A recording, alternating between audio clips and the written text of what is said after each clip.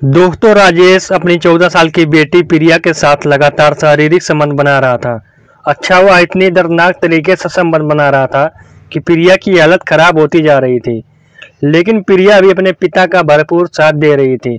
इन दोनों की खूबसूरत सिस्कारियां पूरे रूम में गूंज रही थीं। लगभग 1 साल तक इन दोनों का खेल चलता रहा। लेकिन 1 साल बाद इन दोनों के साथ कुछ ऐसा होता है दोस्तों, जिसे जानने के बाद आपके रोंगटे खड़े हो जाएंगे। आप भी हैरान और परेशान हो जाओगे। इसलिए दोस्तों, इस कहानी में आप अंत तक बने रहें। और मेरी आप लोगों से रिक्वेस्ट है, अगर आप अभी तक आपने हमारे चैनल को सब्सक्राइब नहीं किया है तो सब्सक्राइब कर लीजिए, ताकि आप तक मेरी वीडियो अगर मैं डालूं तो नोटिफिकेशन तुरंत पहुंचे। तो दोस्तों, चलिए आपको इस वीडियो को सुनाते हैं और इस कहानी का आनंद लीजिए। दोस्तों, आप वीडियो के अंत तक बने रहिएगा और इस वीडियो की कमेंट में आप अपना नाम और अपनी सिटी का नाम जरूर लिखें। दरअसल दोस्तों, यह कहानी है गुजरात की, जहां पर राजेश नाम का एक व्यक्ति अपने परिवार के साथ रहा करता था। अच्छा, राजेश की शादी हो चुकी थी। राजेश के 2 बच्चे भी थे। बड़ा बेटा 8 साल का था और छोटी बेटी 6 साल की थी। राजेश की अगर कारोबार की हम बात करें तो उसका दूध का कारोबार था और घर पर ही उसका कारोबार था। पैसा अच्छा खासा आता था। किसी तरह की कोई दिक्कत परेशानी नहीं थी। अच्छा, राजेश का अपनी पत्नी के साथ अक्सर झगड़ा हुआ करता था। जब वह राजेश में अपनी पत्नी के साथ संबंध बनाया करता था तो उसकी पत्नी एक ही बार राजेश को संबंध बनाने देती थी। लेकिन जब राजेश दूसरी बार संबंध बनाने की कोशिश करता था तो उसको मना कर देती थी और संबंध बनाने नहीं देती थी। इस पर राजेश को गुस्सा आ गया करता था। वह उससे मारपीट शुरू कर देता था, उसको गाली गलौज देना शुरू कर देता था। एक दिन दोस्तों, मामला इतना बढ़ गया कि उसकी पत्नी राजेश को छोड़कर और अपने दोनों बच्चों को लेकर अपने मायके चली गई और राजेश से कहती है कि मैं तुम्हारे साथ एक पल भी नहीं रह सकती हूँ, तुमसे तलाक ले लूँगी। अब राजेश अकेला हो जाता है। घर दोस्तों, उसकी पत्नी जब उसे छोड़ी तो वह घर पर अकेला रहता था। उसको ऐसा पता चलता था कि घर उसे काट रहा है। राजेश दिन भर घर पर बैठकर यह सोचता है कि आखिर क्या किया जाए। लगभग इस तरीके से 6 महीने का समय गुजर जाता है। 6 महीने के अंदर राजेश अपनी पत्नी से दोबारा मिलने के लिए जाता है और उसको मनाने की कोशिश करता है और उसको वापस लाने की कोशिश करता है। लेकिन उसकी पत्नी उसकी एक ना सुनती है और कहती है कि मैं तुम्हारे साथ एक पल भी नहीं रह सकती हूँ, तुम यहाँ से चले जाओ। जब राजेश अपनी पत्नी की यह बात सुनता है तो वापस चला जाता है। अब यही सोचने लगता है कि आखिर अब क्या करेगा वह, क्योंकि वह तो अकेला हो चुका था। जो उसकी शारीरिक ज़रूरतें हैं अब कैसे उसकी पूरी होंगी। इसलिए उसने एक प्लान बनाया और अपने दोस्त से कहा कि वह दूसरी शादी करना चाहता है। इसके लिए कोई ऐसी महिला बताए जो उससे शादी कर सके। उसके दोस्त ने कहा कि आप मुझे 1 महीने का समय दीजिए, मैं 1 महीने के अंदर ऐसी कोई महिला बताऊंगा जो आपसे शादी कर सके। 1 महीने के बाद उसके दोस्त ने एक ऐसी महिला बताई जो विधवा थी। उसके पति का एक्सीडेंट हो चुका था, वह दुनिया से जा चुका था। अच्छा, उस महिला की एक 12 साल की बेटी थी जो उसी के साथ रहा करती थी। जब उसके दोस्त ने यह कहा कि उसकी एक 12 साल की बेटी है और वह महिला विधवा है और शादी करना चाहती है, तो तुम्हारे लिए यह औरत बिल्कुल परफेक्ट रहेगी, आप इससे शादी कर लो। राजेश को उसकी बात पसंद आती है और वह कहता है कि ठीक है, मैं तैयार हूँ। अब कुछ दोस्त बगैर मिलते ही और मिलने के बाद एक मंदिर में जाकर राजेश उस महिला से शादी कर लेता है। अब राजेश उस महिला को अपनी दुल्हन बनाकर घर ले आ जाता है। दोस्तों, इन दोनों का वैवाहिक जीवन बड़े अच्छे से गुजर रहा था। राजेश की शारीरिक जरूरतें पूरी होने लगी थी, उसे महिला की शारीरिक जरूरतें पूरी होने लगी थी, उस महिला की भी शारीरिक जरूरतें पूरी होने लगी थी कि इस तरह कोई दिक्कत परेशानी नहीं थी। अच्छा, राजेश का जो कारोबार था वह काफ़ी अच्छा कारोबार था। पैसा से लेकर तो किसी तरह की कोई दिक्कत नहीं होती, ना ही 12 साल की लड़की होती जिसका नाम प्रिया होता है, वह भी इन्हीं के साथ रह जाती है। एक दिन राजेश की पहली पत्नी को पता लग जाता है कि राजेश ने दूसरी शादी कर ली है और अपनी पत्नी के साथ वह वहीं पर रह रहा है, लेकिन उसकी पत्नी को कोई फर्क नहीं पड़ता है, क्योंकि उसकी पत्नी ने तो उसको हमेशा के लिए छोड़ने का प्लान बना लिया था और उससे तलाक लेने का पूरा प्लान बना लिया था कि अब वह राजेश के साथ एक पल भी नहीं रहेगी, वह उससे तलाक ले लेगी। इसलिए दूसरी शादी करने के बाद भी पहली पत्नी को कोई फर्क नहीं पड़ा था। धीरे धीरे इस तरीके से लगभग 9 महीने का समय गुजर जाता है। राजेश की जो दूसरी पत्नी थी वह गर्भवती होती है, वह बच्चे को जन्म देने वाली होती है, तो उसकी हालत खराब हो जाती है, उसको काफ़ी पीड़ा हो रही थी। इसलिए राजेश उसको एक नज़दीकी नर्सिंग होम में लेकर जाता है और वहाँ पर जाकर उसका चेकअप वगैरह करवाता है।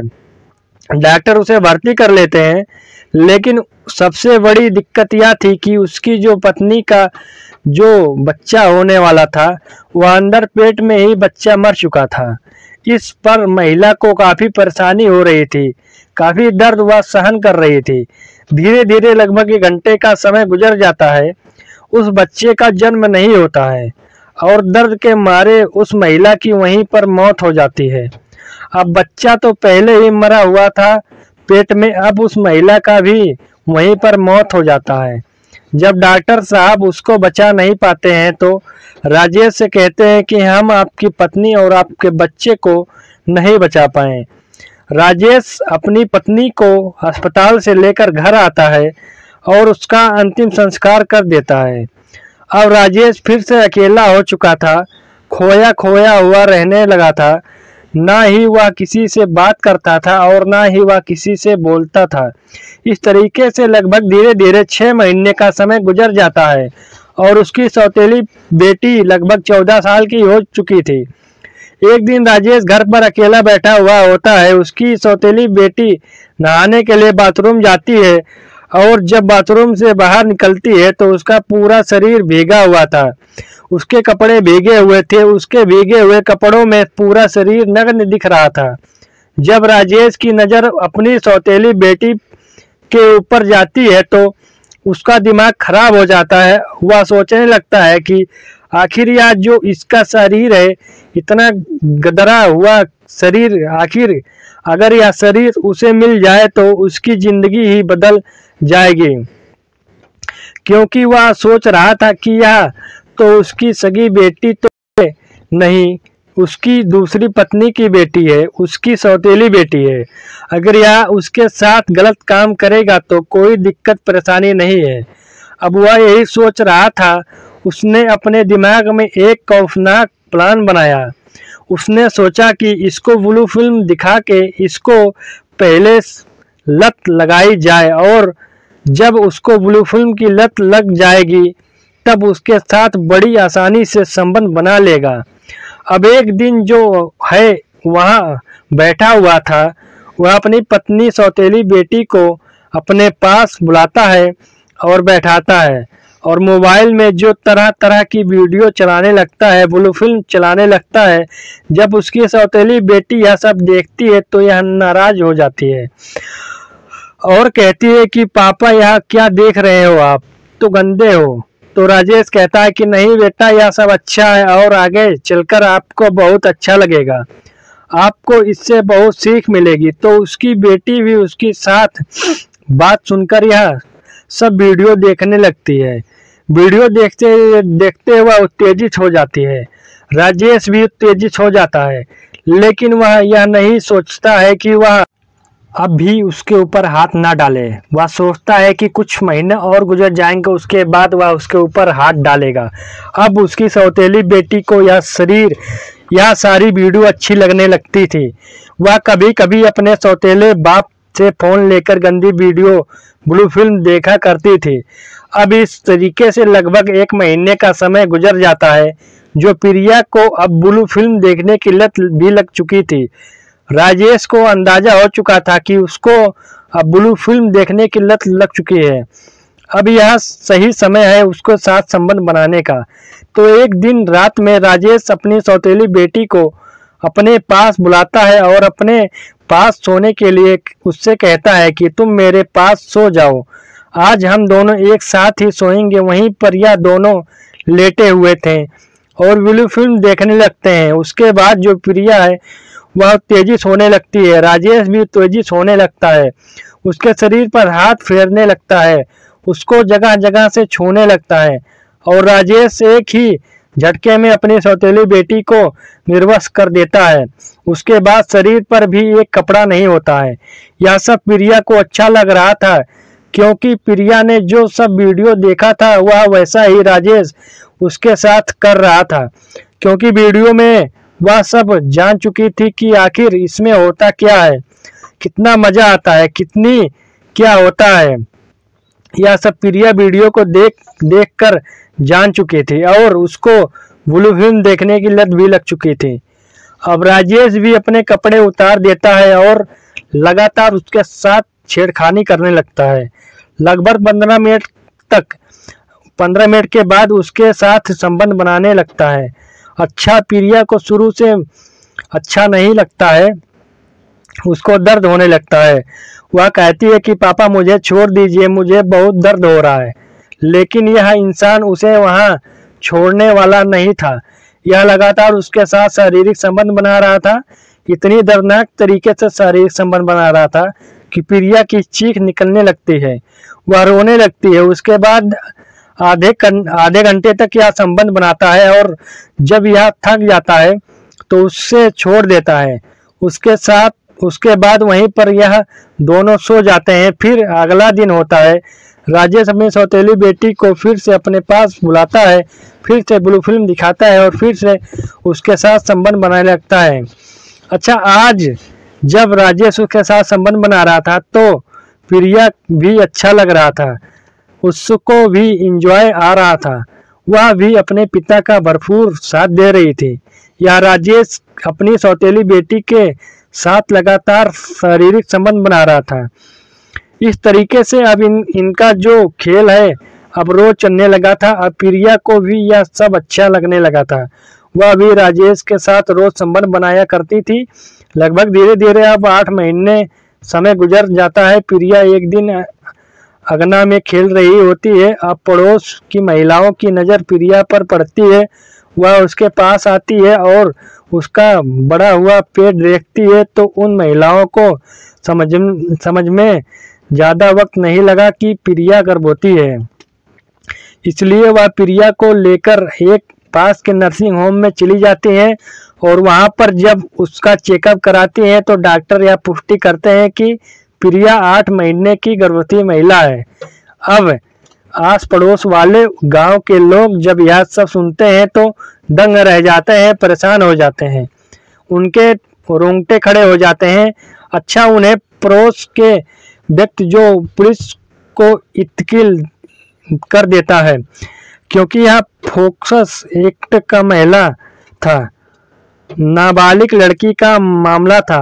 जब पुलिस यह खबर सुनती है तो तुरंत पुलिस वहां पर पहुंच जाती है और लड़की को अपने कब्जे में ले लेती है। इस लड़की से पूछताछ करने के बाद आखिर बेटा तुम्हारे साथ यह सब किसने किया और क्या तुमने अपनी मर्जी से यह सब करवाया है?